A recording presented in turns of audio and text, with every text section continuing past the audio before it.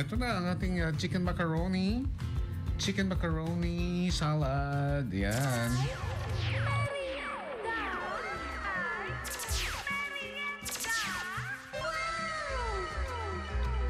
Alright, para sa ating ay merienda ngayon mga idol. Eto na chicken macaroni salad. Ang mga kailangan lang natin.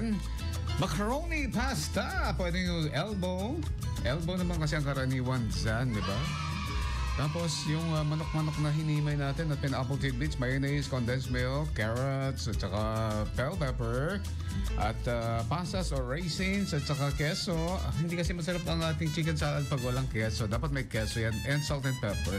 At siyempre, pag naluto na natin yung isang pakete ng ating macaroni salad, paghalo-haluin na natin, pag mekos-mekosin na natin ang mga ingredients na yan. At pagkatapos, ipasok na sa loob ng fridge.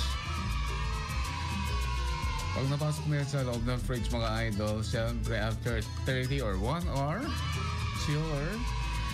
Ayan na, pwede na, idol. Pwede rin lagyan ng diced apple or boiled egg para mas lalong espesyal ang chicken macaroni salad sa ating merienda this afternoon. Subukan mo para malaman mo kung gaano kasarap. Okay na to. Tikiman time. One for you, one for me. Equals. Busog much. Alright mga idol. So yan na po mga idol. At mamaya na naman ang ating trending. Tumutok lang sa 99.5 IFM mga idol. Mga FM, super yan.